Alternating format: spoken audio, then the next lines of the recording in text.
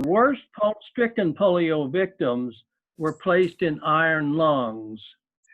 These devices made it possible for these victims to survive even when they could not breathe on their own because of the paralysis. And today, polio paralyzes the world's most vulnerable children living in the most challenging of circumstances. Next slide, please. I don't want you to think that Rotary is in this fight alone. This slide illustrates our partners in the Global Polio Eradication Initiative. So the World Health Organization provides the overall leadership and specifically strategic planning, management, and administration. The CDC provides scientific and technical expertise, especially for surveillance and detection of polio and the polio virus. UNICEF procures and distributes the vaccine. Rotary's primary role is fundraising, advocacy, and volunteer recruitment. The Gates Foundation contributes technical and financial resources to accelerate targeted vaccination campaigns, community mobilization, and routine immunizations. And other major stakeholders include the governments in donor, polio-affected, and high-risk countries. Their support and leadership are needed to carry out our polio immunization activities. Remember, without Rotary, this initiative would not exist.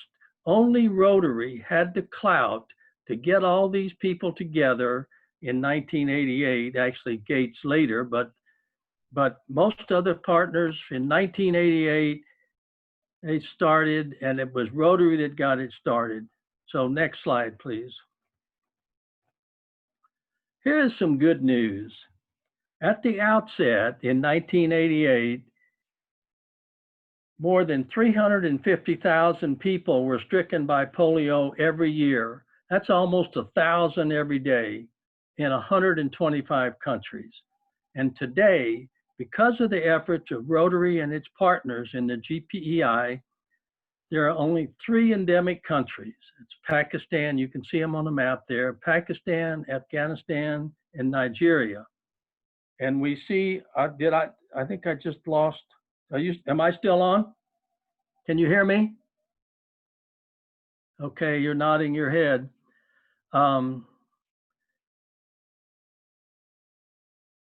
So now we're only seeing only 3 countries, and you can see them on the map. And we're really down to a few dozen cases every year. In 2014, we celebrated one of Rotary's, one of the world's greatest achievements in global health, and that was India being declared polio-free. India was once considered the hardest place on earth to stop polio because of its dense population and challenges with sanitation. India's success proves that polio can be stopped in even the most challenging conditions. You may recall that polio virus comes in 3 types, which we call types 1, 2, and 3. Eradication of type 2 was certified in 2015, and just in October of last year, the GPEI announced that type 3 was eradicated. This means that vaccines can be more effective, focusing only on type 1. Finally, Nigeria has not seen a case since 2016. And as a result, we are hopeful that this year, all of Africa will be declared polio-free, and then we'll have only 2 endemic countries. Next slide, please.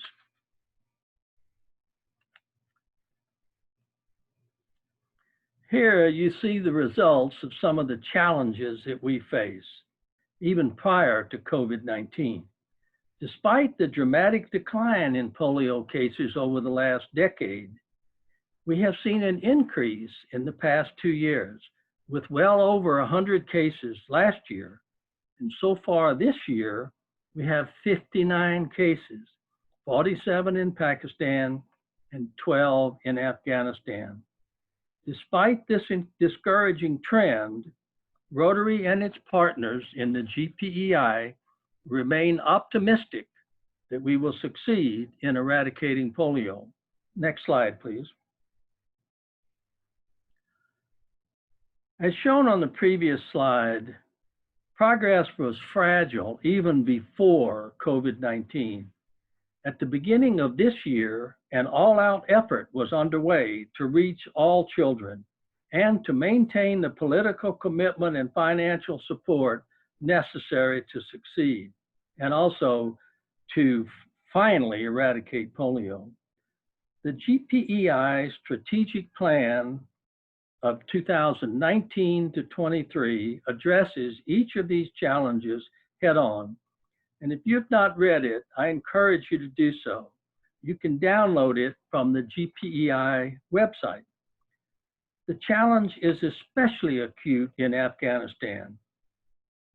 Pakistan suspended its most recent immunization campaign last year, 2019, due to widespread resistance to immunization. The direct result was the spike or the spate of increased cases that you saw on the previous slide. So you can see the need is to reach every child. In fact, bad actors in Pakistan, the Taliban and others, want to prevent their government from succeeding in anything. So they spread false rumors about the vaccine, most notably that the vaccine is a Western plot to sterilize children. Further, some of these groups take the dramatic step of actually murdering the vaccinators. Terrible. Here is a quote from the GPEI plan that I believe is telling. Quote, "The greatest risks to reaching eradication are not a matter of science, biology, or virology, but of reorienting efforts to current realities that impede the delivery of critical health interventions and realigning so that the GPEI is fit for purpose and is poised to act with urgency, effectiveness, and efficacy in order to achieve this historic goal," unquote. You know, it's a lot of words, but to me, it means the job is doable and the partners are adapting to face our very real challenges. The GPEI motto is every last child, and we need to ensure that we live up to that motto. Failure to do so will result in up to 200,000 cases every year within the next 10 years. Next slide, please. So what needs to be done? You know, this is an important question, and as Rotarians, we should know the answer. As we say, polio is only a plane ride away. So to protect the gains we have made and finally eradicate this crippling disease, polio immunization activities will need to continue around the globe. And one of the keys, as I've said before, to future success is continued fundraising success. Next slide, please. You know, we speak of polio as being endemic in only 3 countries, soon to be only 2. But look at the scope of the ongoing effort that must be continued to protect the gains that we've already made. Over the next several years, hundreds of millions of children will continue to be immunized in up to 60 countries. Now, I know Governor-elect Naomi asked me to emphasize this point. Just think about 450 million children every year. You know, that's about time and a half the population of the United States. Now, this effort requires over 150,000 polio workers, all supported by the Global Polio Eradication Initiative. Some of you have been on national immunization days, perhaps in India or Africa, but perhaps we missed all this huge effort that goes on behind the scenes. Also, the GPEI operates dozens of laboratories in 70 countries. These labs perform important viral and vaccine-related research. They test samples to detect where the virus is spreading so that effective responses can be implemented, and much more. The overall GPEI budget is just about $1 billion, that's with a B, billion dollars a year. Next slide, please. I want to emphasize how hard these polio workers are striving to meet the goal. They travel long distances by foot, by canoe, by camel, by ox cart, while maintaining the cold chain, keeping accurate records, giving drops, marking pinkies, advocating, risking their lives, all with a smile. I believe these are the real heroes. And you know, if you have been on an NID, then so are you, and I thank you for doing that. But now, all of these 150,000 workers, plus many volunteers, are being repurposed to support the fight against COVID-19. In fact, the GPEI has suspended all polio immunization efforts to protect both the workers and the public. Next slide, please.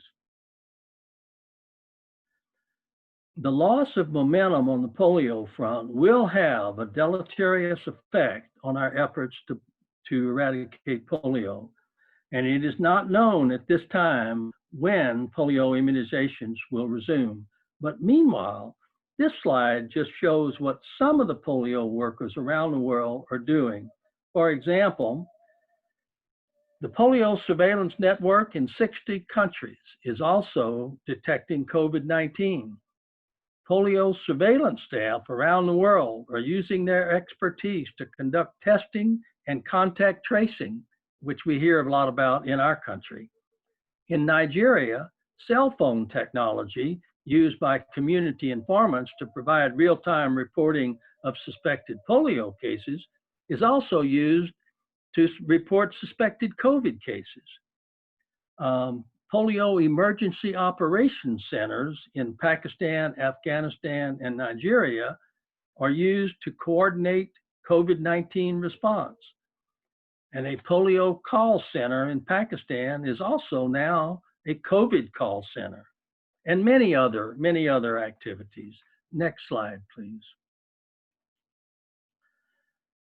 Despite the repurposing of these polio resources, the eradication effort is not wholly stopped. Polio eradication remains a public health emergency of international concern. Countries around the world continue to report to the World Health Organization any detected cases of polio. In addition to Rotary and the Bill and Melinda Gates Foundation, donor governments provide significant funding to the Global Polio Eradication Initiative, and they are sending positive signals of continued support. Finally, Rotary eradication remains Rotary's top priority, and Rotary continues to raise funds. Next slide, please. So let's look at how Rotary spends your polio money. Next slide, please. Now, this is a very busy slide, and it probably contains way more information than you need.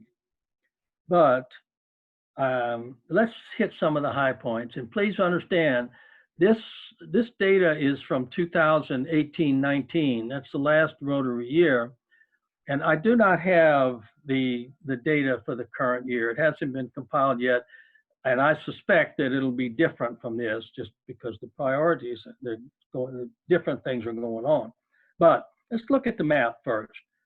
It shows the distribution of polio grants made to WHO and UNICEF as recently approved, that was last year, by the Rotary Foundation trustees. You can see that many of these countries are polio free, but they're still carrying out all those immunization activities to protect children from polio as the virus does continue to circulate in the world. And next, the pie chart. This shows the functional distribution of Rotary's grant funds. Note that there is a very limited amount of funding for vaccine, only about 6%. The biggest slice, which is 52%, goes to support the activities and people that are needed to implement polio immunization campaigns. This includes such things as vehicles, cold boxes, megaphones, trained vaccinators, and campaign monitors.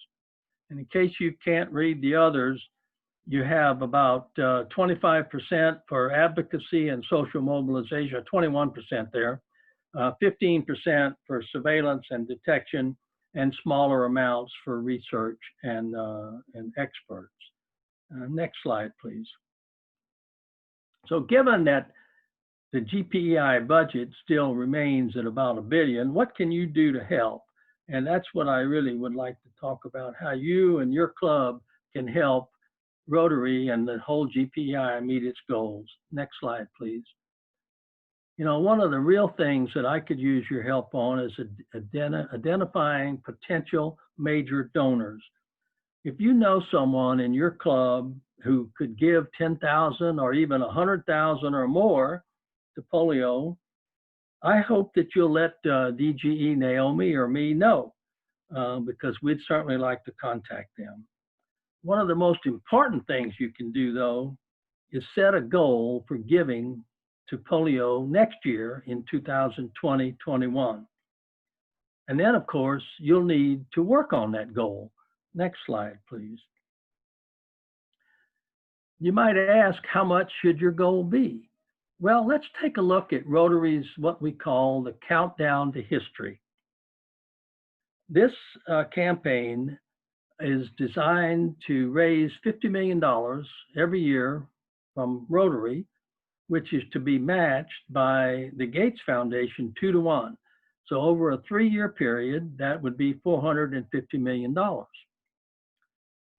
And by the way, we're in the 3rd year now of our actually the second 3-year period.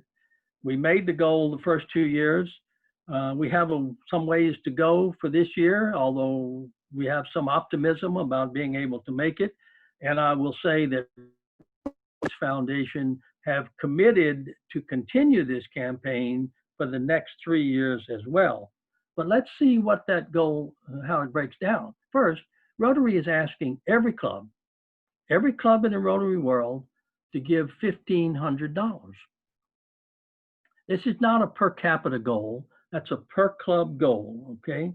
So if you were trying to set a goal in your club, I hope that it would be at least $1,500.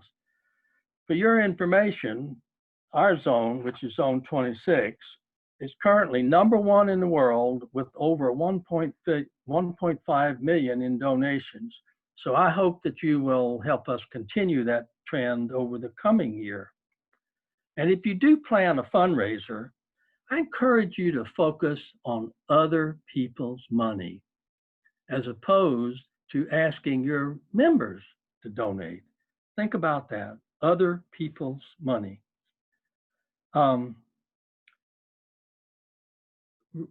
In addition to asking clubs to donate, Rotary also asks each district to give 20% of their new DDF every year. And that is matched 1-to-1 by the World Fund. And so that really means that, and with the Gates match, you know, that means that any DDF that districts give becomes multiplied by 6. And I'm pleased to say that District 5000 has been one of the few districts that has, over the years, always given 20% of their DDF. And I thank the entire district leadership for continuing to support polio eradication in that way. Next slide, please.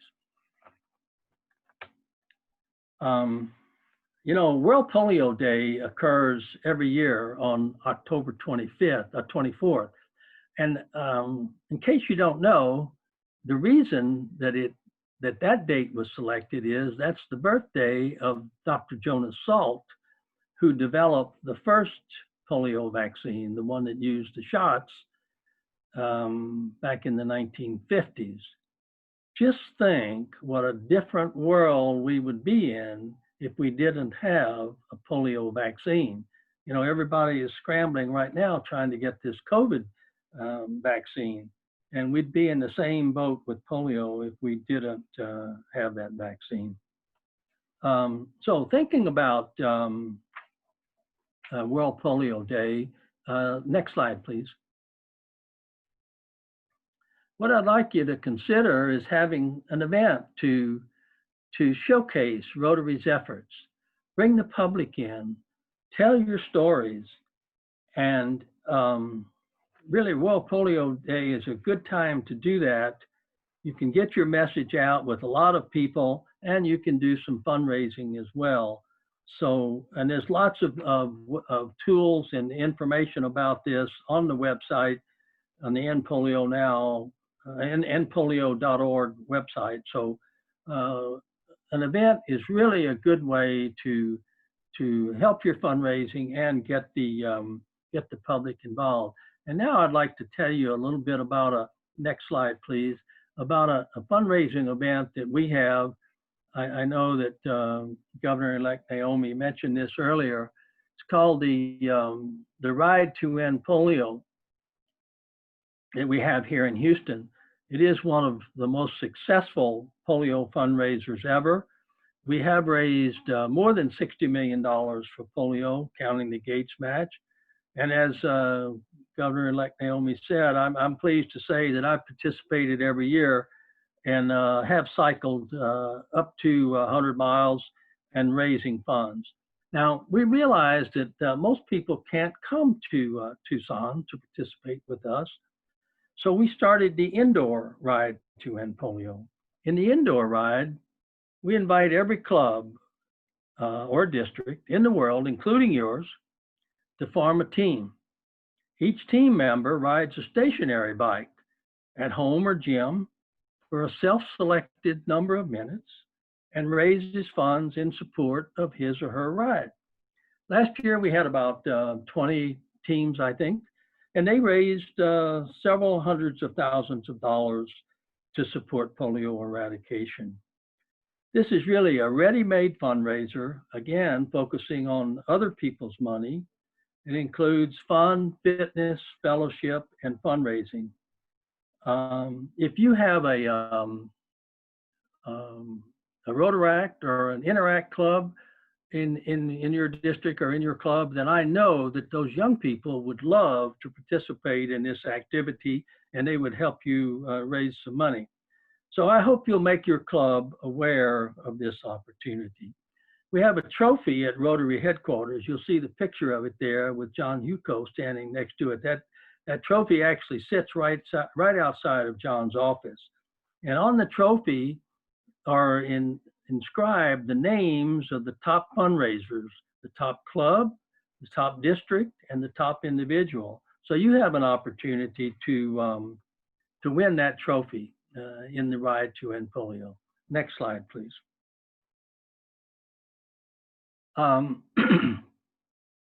These are the points that I really would like to and hope to get across. And I do want to again thank DGE Naomi for inviting me to speak to you. And that's really about all I have for you today. Next slide. If you have any questions, I'll certainly try to answer them.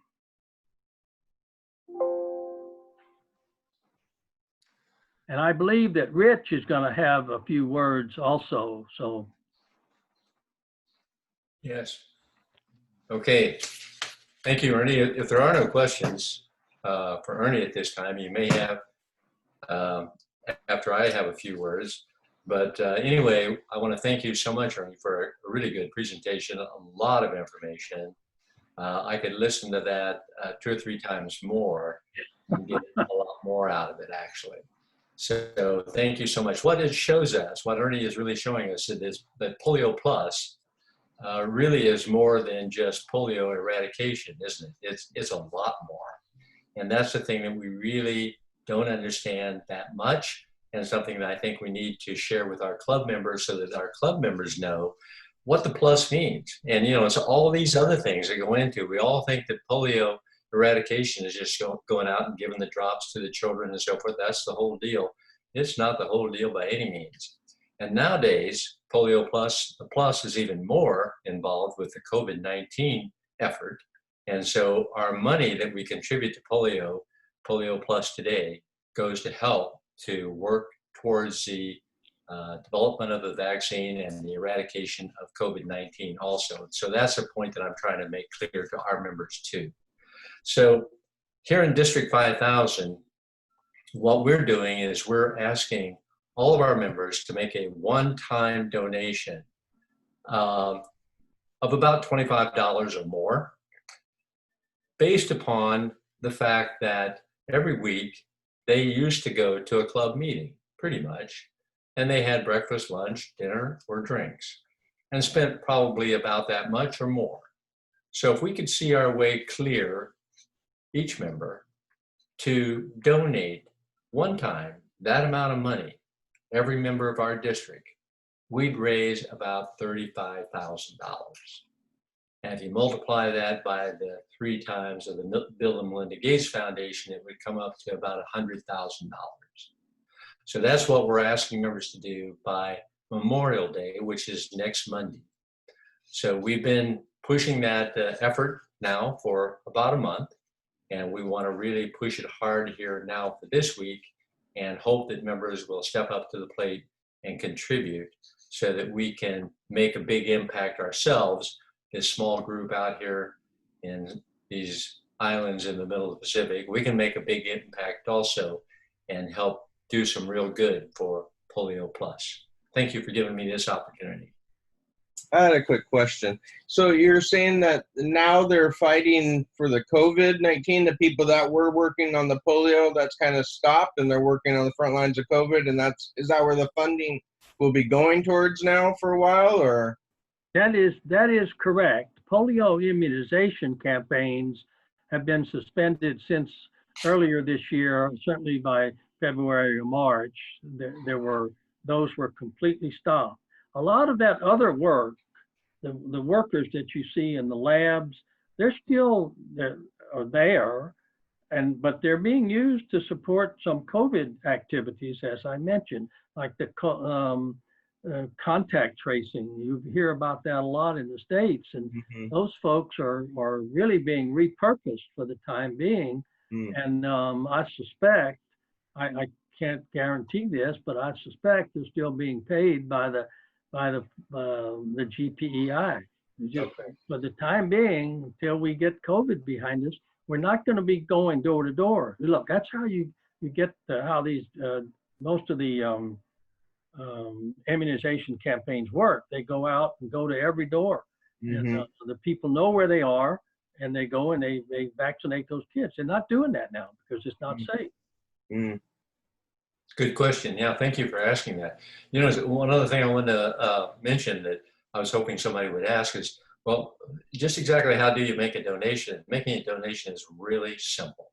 I mean, if you have a My Rotary account, that's easy. You just go to My Rotary and you click on the donate. But if you don't have, all you got to do is Google End Polio Now. 3 words, END Polio Now.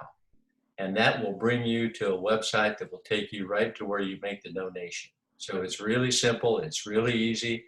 You don't have to have some password. You don't have to have some special phrase you're going to put in for this effort. That's all you do. You just make the donation. District 5000 will keep track of the donations which are made during this time frame for us. So we'll know how much money was contributed, and we'll report back later how well we did. But it's easy to make the donation, and I hope you all will contribute with us. Wow, what an impact we can make. Thank you. Marco, did you have a question? Yeah, just a quick, a little bit of a technical question. But, you know, Ernie, you mentioned about 450 million children in 60 countries and have to be vaccinated every year. So how long is this vaccination valid? And I mean, the virus is around, as you mentioned, everywhere. But one vaccination doesn't last a long time. I mean, I'm not really probably getting it right. Okay, the question is a very good one. In the best case, it takes two shots of the vaccine to be effective, okay? But the reality is that in countries where they have poor sanitation and don't have clean drinking water, kids suffer from tremendous diarrhea. And in reality, the vaccine passes through their body before it gives them any great immunity. So often in places like Pakistan, India, Afghanistan, you have to vaccinate kids 3 or 4 or 5 times to allow them to get enough immunity. Once they have the immunity, it is my understanding that they are immune for life, but it can take multiple doses before they achieve that immunity. So just a follow-up question. I see this in immunization day, that oral immunization, right? So is that the predominant way to vaccine children? How about shots and so on? Most vaccinations in countries where polio is endemic, and those 3, we're still giving drops, okay? We don't give drops here in this country. We do use shots, all right? And often it comes with other things with the shot. You get a multiple shot. The couple pluses and minuses. The oral vaccine is a live virus, okay? And that can cause, if that live virus, even though it builds up the immunity in the body, it can be passed from the body, and that virus can live outside of the body and then be picked up by somebody else. That is what's called the virus vaccine-derived polio. And we've had a lot of cases of that. There's no question about it. So we're trying to get away from that and go to the injectable using a dead virus, which will not have that side effect. But the fact is, with the people when you're trying to do millions of people in a country in a couple of days, the oral vaccine is actually just much easier to administer. Ernie, I had a question. Oh. So the vaccinations for polio have been ongoing consistently for a really long time. What impacts do you think there's going to be because that's been suspended for right now? Like, do you anticipate an increased need in the future because they've suspended things right now during COVID, or? Yes, what will happen is there will be more cases. You see, in order to we were so close. If you think back a few years ago, we only had 22 cases a couple of years ago. We were very close at that time to having the virus you wouldn't have had any more virus in the world if you could have just continued that. But now, because we're not vaccinating, the virus is spreading. People get polio and the virus spread. Just like COVID is spreading, polio is spreading. It's mostly in Pakistan and Afghanistan, but the fact is, it is only a plane ride away. So somebody could come from that country into another country and you could have an outbreak. So now in developed countries, people get vaccinations as a regular course of when you go to your doctor and you get a vaccination when you're little. And so you have immunity. Most people do.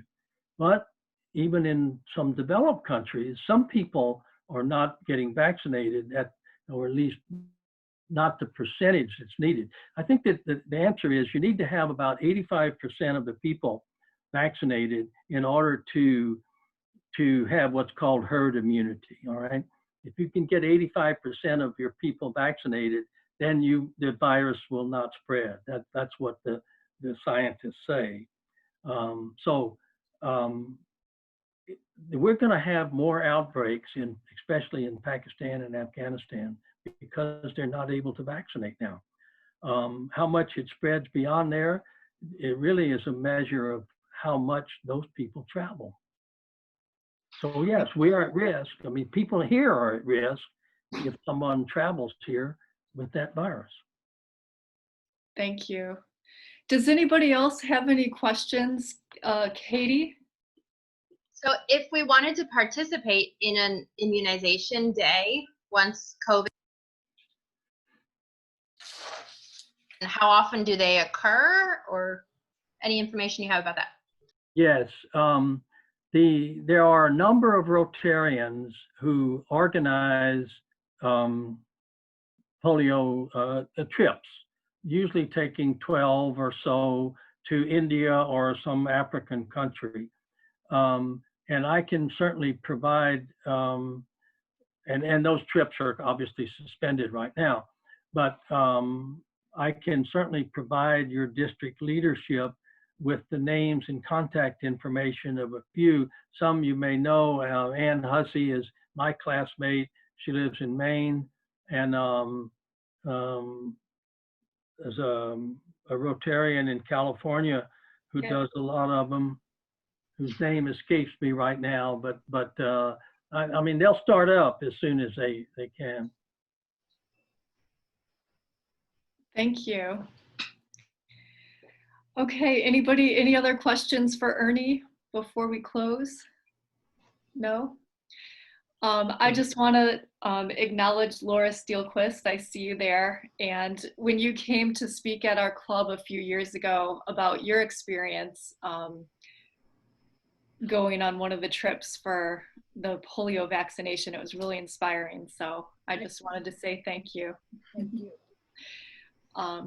Well, Ernie, thank you so much. And also thank you to Benson Medina, the district trainer, and for Mariko and Joanne for assisting with our presentation. And everybody have a great evening. Definitely some food for thought. And, you know, we do need to contribute to this, and it's just a really good reminder, especially at a time like this. So thanks so much, everybody, and have a great night. Thank you very much. Bye-bye. Well done. Well Thank done. you. Thanks, Ernie. Great seeing you. Thank It's you. Nice to see you. We have I will. for me.